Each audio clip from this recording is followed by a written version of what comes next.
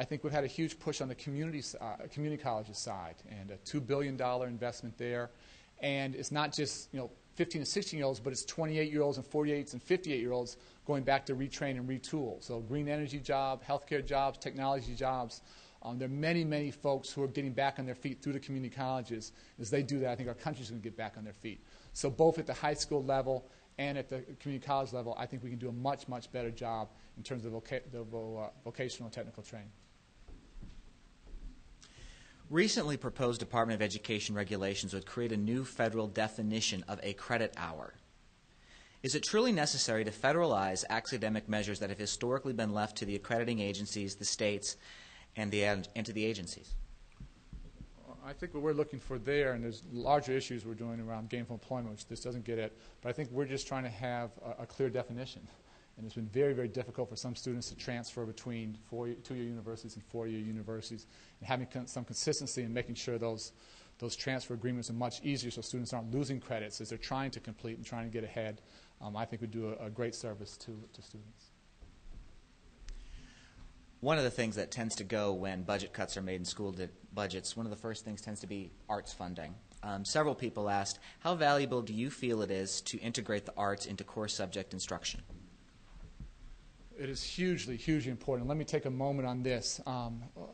Probably the biggest complaint I heard about NCLB as I've traveled the country, urban, rural, suburban, didn't matter in the setting, was about a narrowing of the curriculum and sort of a teaching to a test.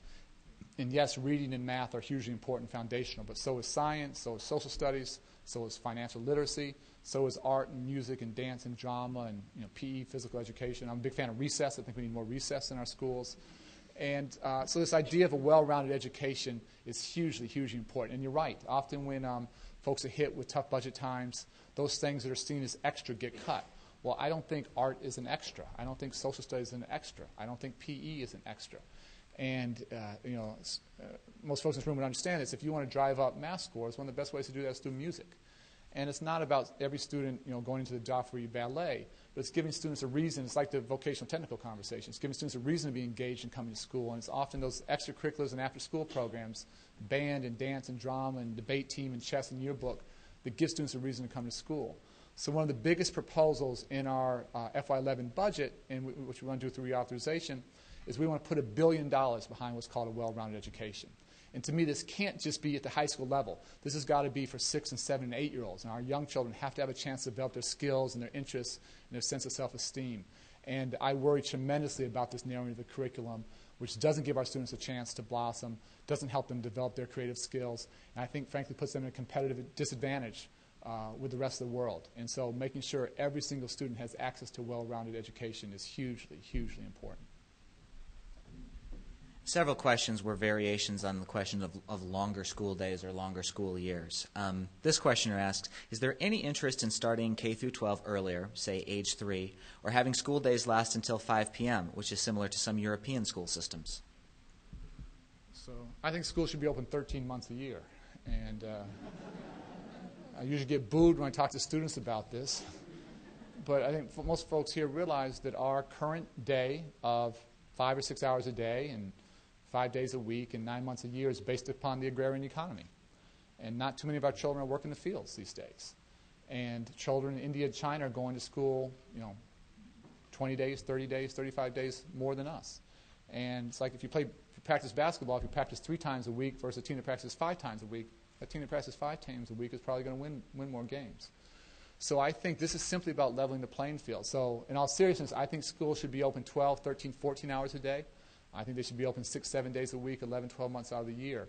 And it's not just more of the same, a whole variety of after-school programs, academic enrichment being at the heart of that, but some of the things we talked about, dance and drama and art and music, chess, yearbook, robotics, activities for older siblings and parents, GED classes, ESL classes, family literacy nights.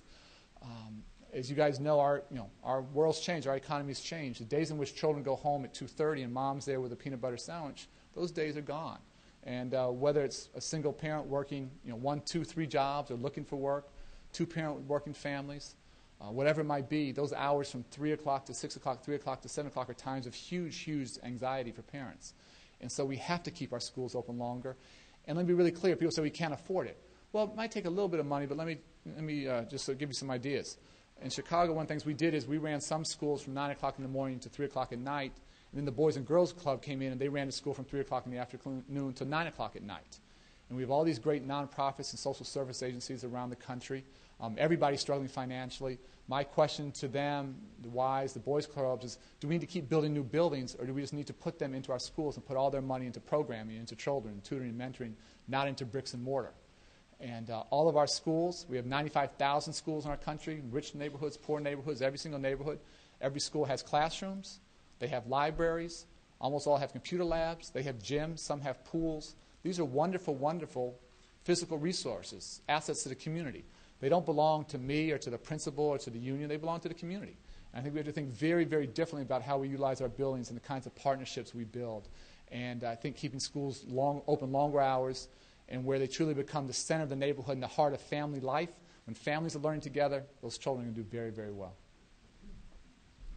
One quick question about a previous career path that you had followed. LeBron James recently chose the Miami Heat to play with D. Wade and Chris Bosh over the Chicago Bulls, Cleveland Cavaliers, and other franchises. Would LeBron have made such a decision had he attended college?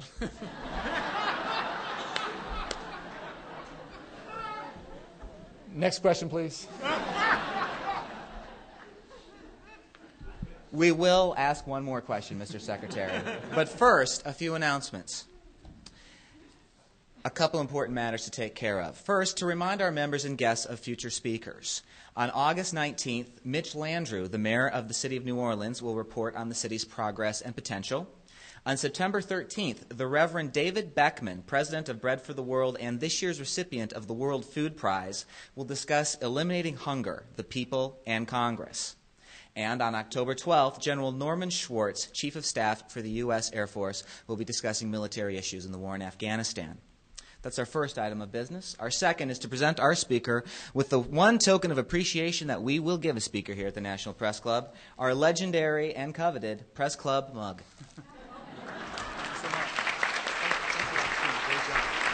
One more question. And now our final question. What is the most important thing that a parent can do and a teacher can do to get us where we need to be to help children succeed? That's another hour, so I'll try and be very quick. And it's obviously very personal. My wife and I have a 6-year-old and an 8-year-old at home. And I think the most important thing we can do as parents is to be engaged and to be full and equal partners of teachers. And teachers have extraordinarily hard jobs. And where parents aren't engaged, where parents are adversarial, teachers can't do this alone.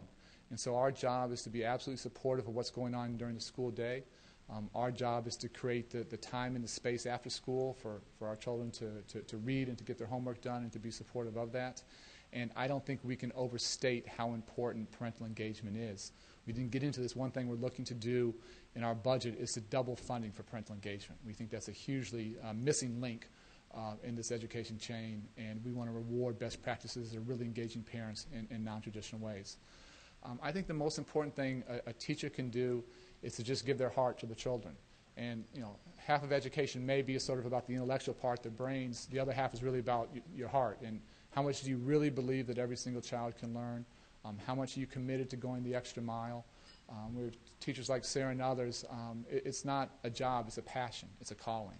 And I absolutely believe great teachers are the unsung heroes in our society. We can't do enough to recognize, reward, and support them. But this is not an easy job. It's not for the faint of heart. And there are ups and downs, and many days you wonder if you're breaking through.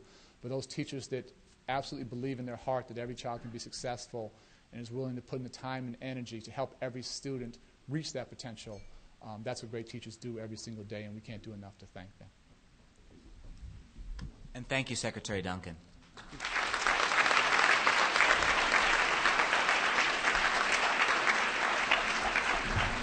And thank you all for coming today.